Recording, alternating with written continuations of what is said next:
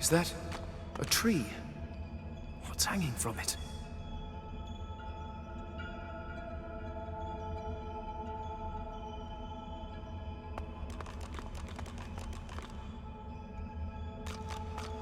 Our shield speaks, Quercus. Prick up your phantom ears. Ask away, shield. Oh, Quercus, it wants answers. As if it is the first creature to ponder the big questions of the universe. What tree did the great acorn fall from? Where did that tree come from, if not a greater acorn? Could you build a nest great enough to store the great acorn for the winter? Some questions have no answers, Quercus. Why is that so difficult to understand? The great acorn will come. It will destroy the world, and squirrels will reign supreme forever. I fail to see what's so difficult to grasp.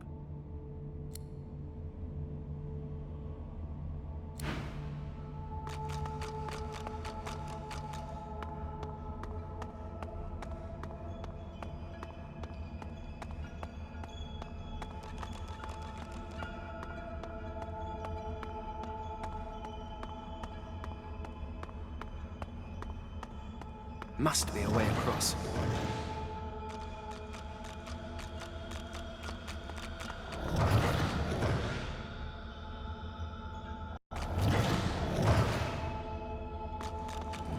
Armadia. The Lords. How can this be?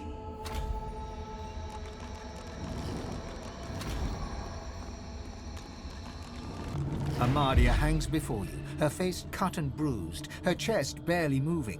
You think you see a tear run down her cheek. You lean in. That's no tear.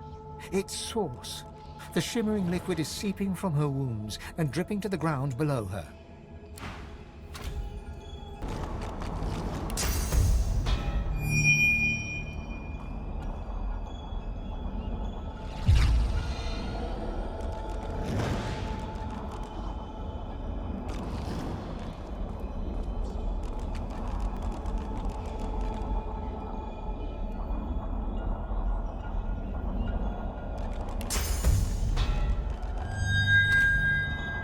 Your whispered blessing slithers up the tree, cutting the heavy, dark vines that hold Armadia in place.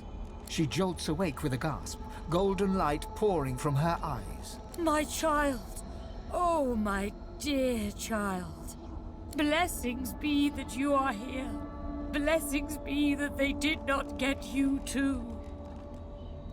The forces of the king, they are everywhere. They are everyone. Please step carefully, child. Trust neither king nor pauper, baker nor warrior, traveler nor friend. We may only trust in each other. And I do trust in you. That is why I chose you. You have a pure soul, even the others. She pauses, looks over her shoulder and sees the others hanging from the tree, all but lifeless for the first time. Our brothers! Our sisters! This is... perfect. No, it is too late for them. You need that source more than they. I do not say this out of malice. I say it out of love. My love for you, Vayne. My love for our people. These misguided fools would sacrifice this world to the very forces that saw us strung up like so much fruit. No, we are the only hope to save this world. You and I alone. But we must hurry. The King's minions are close. They are so close. As I hung from the tree, I had a vision. I saw Rivellon overrun by monsters. Void-woken creatures that destroy all in their path. They are his servants, and that is his threat. His promise. You can't let it happen. You have to stop him. There was a time when you wielded tremendous power. You must search within yourself and unlock that power once more. And then You must ascend to divinity. Once Lucian the Divine united the powers of the Seven against the Void. He led the people of Rivellon to glory. Now, Thane, you will do the same. But unlike Lucian, you will not fail.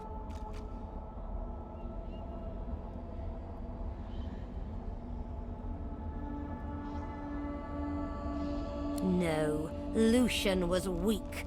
Lucian was mortal. You are neither. You will rise as the eternal divine, or the world will fall to the void. A Godwoken must become divine, but we cannot trust these mortals. If we are to have a future, that Godwoken must be you, Thane. So go, my champion. Go and claim divinity.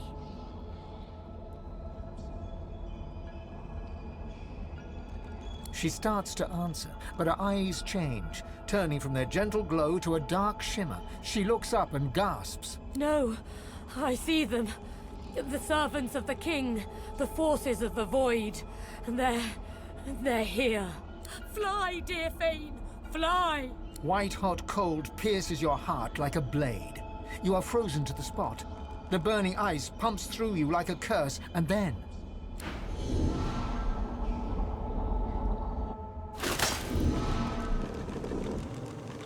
What's happened here? Where is everyone?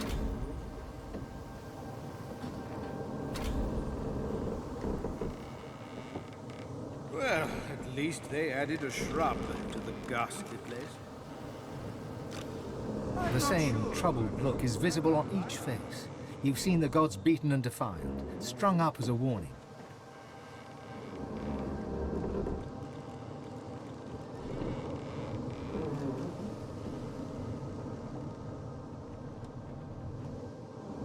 The gods are dead.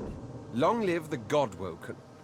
If the Seven should indeed come to nothing, I'll be ready to take their place. Gods, schmods. They aren't interested in me, and I'm not interested in them. It seems whatever's inside me is more powerful than any of them anyway. Or at least more cunning. What can yet be blessed, can yet be restored. One way or another, divinity will survive. Through all of you, and all of me. This place is strange. I cannot bear you away from here. You must find other means so that we can leave. The one who brought us here. The demon that wears the face of my kin. Only she can set the course back to the land of the living. She is here still. I can feel her. Death washed over me as we entered this place. I felt many lives extinguish in a single moment. But others still draw breath. They are sheltering below decks. People are going to perish. People are going to die, and I can't stop it. She'll do it now. She'll never stop. She'll never stop. Where have you been? I can't keep this up much longer. We need to go. There's no time. I can't hold us here. Brace yourself. This might hurt a lot.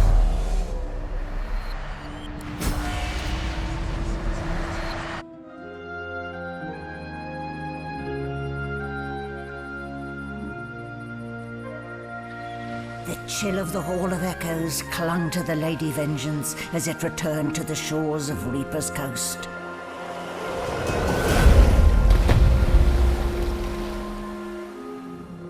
The Godwoken were alive, but what of the gods? Solid ground materializes beneath your feet. Your weight falls back into your body all at once, and bright sunlight suddenly illuminates your surroundings. As you look around, you realize you're still aboard the Lady Vengeance. A gust of fresh sea air caresses you, and warm sunshine coaxes the bones of your skull and hands to tighten pleasantly.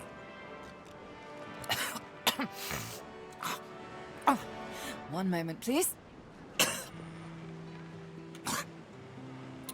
Malady explodes in a fit of retching that racks her body.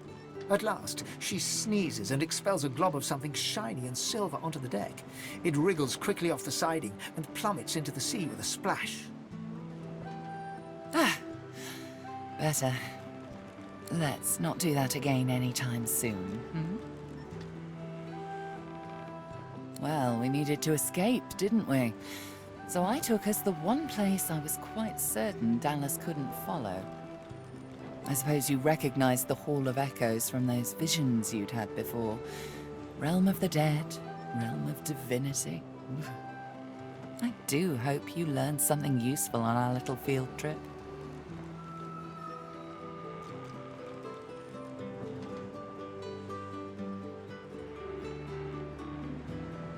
Desperate how? I see. So, your god seemed uncharacteristically frightened, told you the void was coming, and that only you could ascend to divinity, after which you felt a cold deep within you. Well then, it sounds like you need to ascend, doesn't it? And quickly. She inspects her fingernails with great attention, then looks up at you from under an arched eyebrow. Did they mention how you were meant to become the next divine?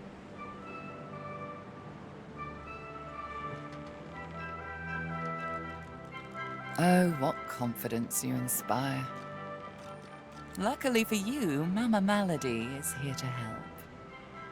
We already know you can bless, but as far as I know, you can neither see source nor take it as you see fit. I may not know much about divinity, but I do know that any godwoken worth their salt will know how to perform all these so fantastic feats. You need to go see the Meister.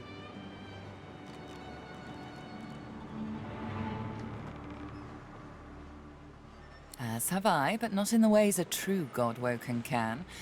Forget those ghastly little jars and wands to which small people must resort. You ought to be able to see and speak to the spirits that wander our realm, and you ought to be able to extract the source they leave behind, too. All this just by your little old onesie. No devices, no gimmicks. When you're done, you'll be able to amass and unleash quantities of source so great that Lucian himself would blush. I quite look forward to seeing it. She's got one of those things in Driftwood, you know, the building where people go and they do things inside of it. A home, that's it. She's got a home in Driftwood. Give me your map. There you are. Tell her I sent you and she'll handle the rest. You're at the beginning of a long journey, Godwoken. Long, but exceedingly interesting. Now, I must be going, and so must you. Shopping. Why, our faithful little sloop, of course. We can all ride together. Won't that be terribly fun? Before you go, if I'm not back by the time you find out where our journey takes us next, you can call me back here. Tell the ship. She'll know how to summon me. And in the unlikely case you don't manage to do whatever it is you'll need to do to become what you need to become, you could call me, but I would be grateful if it doesn't come to that.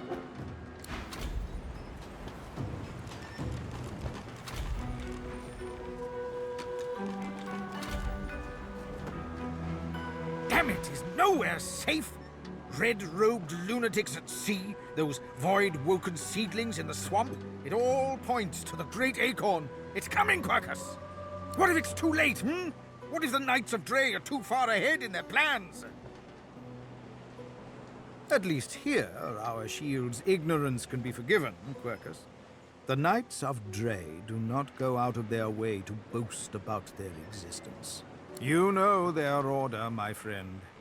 Mystic Squirrel Knights, sworn to the great acorn, trying to bring about its return. The squirrel absent-mindedly runs a paw over Quercus's spine. The air fills with the sound of soft, dusty purring. They plan to inherit the everlasting forest once the acorn drops, and the world is rid of all giants. They believe that only the arboreal will and should survive. I don't know. I am trying, of course. But how does one battle a power like the Great Acorn? The Knights of Dre are a dangerous, dangerous order. Lunatics with a single-minded devotion to bringing about the end of the world. Together, Quercus, we can develop some magic to save us from the Great Acorn, if our shield can keep us alive. Yes, it has done an admirable job so far. It certainly lasted longer than I thought it would. But does it understand that we could be wiped out at any moment? Does it understand the risk? It's an idiot, Quercus. Still, it would be a shame to see any harm come to it. Here's a little something I uncovered in my research. The squirrel reaches out and touches your ankle, sending a hot flush rippling through your body. Your mind's eye sees new potential spells swirling before it. Now, listen carefully, Shield. The plan is thus. Do not die. If the shield can hold up its end of the bargain, we might just have a chance to complete our research. We might make it yet, Quercus.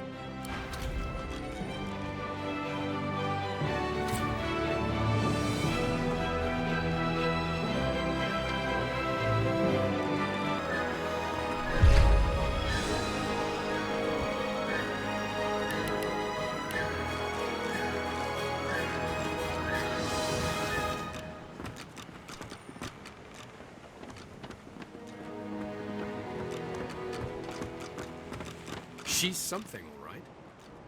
I question Siva's trust in her, but Malady's usefulness is self-evident. As Lucian said, you will be eternally gifted when you act in my name. I expect Malady has an answer to that. It seems she's got it all in hand. Paradise awaits, my friend. Not an actual paradise, of course. I don't think there's such a place in all of Rivellon. Paradise Downs. My parents still sow the soil there. And if the Order hadn't called me to its ranks, I'd still call their farm my home. I miss it. I miss them. They've been forever understanding of my duty. But I admit, I've been neglectful. I have some wrongs to right. Only as often as I need his guidance, Ancient One. When I invoke Lucian's words, I invoke his deeds too. He stood for the defenseless when the Black Ring rose up. For all of us. For my mother, my father.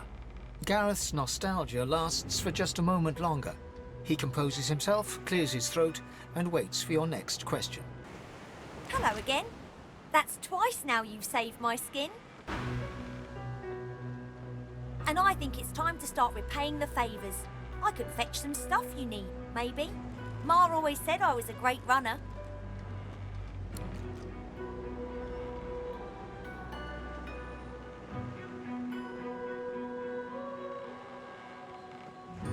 Sure thing. I'll start hunting that down right away. Don't wait up.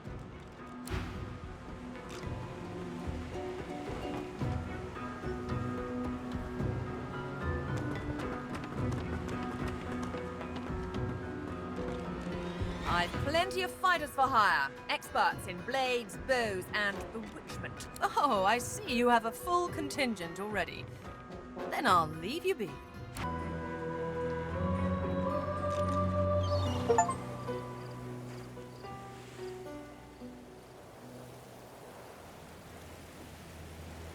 Here we are, Reaper's Coast. We made it. The hunt, like always.